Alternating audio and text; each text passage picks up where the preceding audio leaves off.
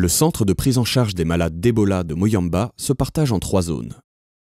La première zone, appelée zone à risque très faible, est réservée pour les employés. On y retrouve une partie des stocks, la salle pour l'équipe psychosociale, les bureaux, la cuisine, la salle à manger et la pharmacie.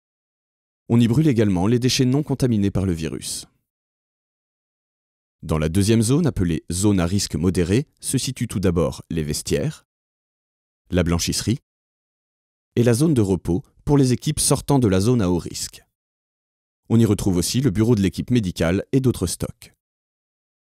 Enfin, la troisième zone, appelée zone à haut risque, est divisée en 3 parties.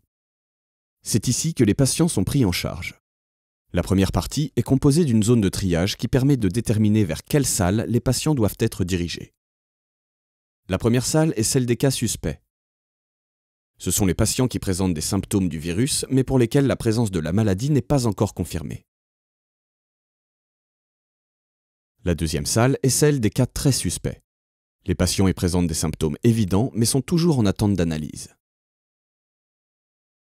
Enfin, il y a la troisième partie, qui contient la salle pour les cas confirmés. On y retrouve également la morgue, une tente pour les patients convalescents, et un peu plus loin, un incinérateur pour les déchets contaminés. Cette division en 3 parties est importante, car elle permet d'éviter les contaminations des cas suspects par des cas confirmés.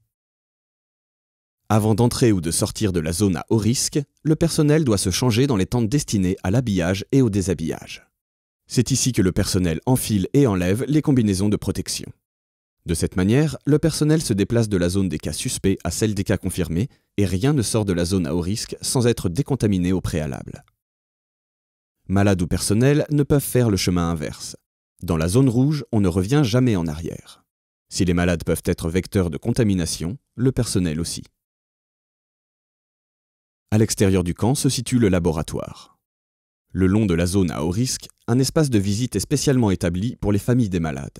Cet espace leur permet de maintenir une relation avec leurs proches tout en évitant les contacts physiques. Toujours à l'extérieur se trouvent les 3 réservoirs d'eau, ceci afin d'éviter toute contamination.